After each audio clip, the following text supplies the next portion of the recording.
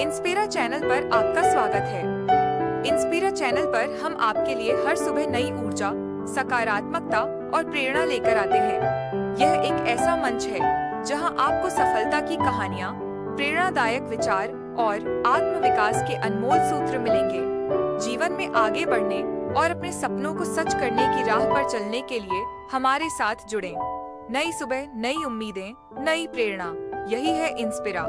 एक खाली कमरा, एक कहानी जो घटित होने की प्रतीक्षा कर रही है। भाग 2। सुमित का दिल जोरों से धड़कने लगा।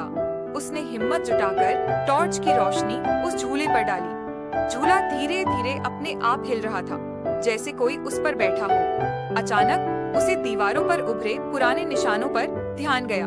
पास जाकर देखने पर लगा कि वे कोई शब्द थे, लेकिन बहुत धुंधले थे। उसने अपनी उंगलियों से उन पर हल्का सा हाथ फेरा। तभी उसे महसूस हुआ कि ये निशान नाखूनों से बनाए गए थे, मानो किसी ने बहुत कोशिश की हो कुछ लिखने की। अगली सुबह सुमित ने मकान मालिक से इस कमरे के बारे में पूछा। मकान मालिक ने नजरें झुका लीं और कहा, यह कमरा कई सालों से बंद था। इससे जुड़ी एक पुरानी कहानी है, पर तुम्हें डरने की जरूरत नहीं है।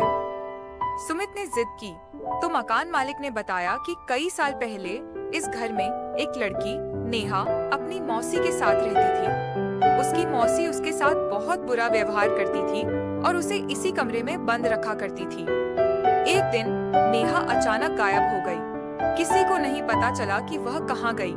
कुछ लोगों का मानना था कि उसने आत्महत्या कर ली, तो कुछ का कहना था कि वह किसी अनजान जगह भाग गई। लेकिन तब से इस कमरे में अजीब घटनाएं होती रहीं और लोगों ने इसे हमेशा के लिए बंद कर दिया।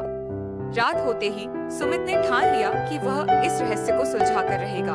वह कमरे में एक मोमबत्ती जलाकर बैठ गया। आधी रात होते होते हवा ठंडी हो गई। अचानक मोमबत्ती की लौ टिमटिमाने लगी और दरवाजे के पास धीमे कदमों की आवाज आई। सुमित कांप उठा, पर उसने खुद को संभाला। उसने धीमे से पूछा, क्या कोई है? कुछ पल के लिए सन्नाटा छा गया। फिर एक हल्की टूटी फूटी आवाज आई, मुझे बाहर निकालो। सुमित की रीढ़ में एक ठंडी लहर दौड़ गई।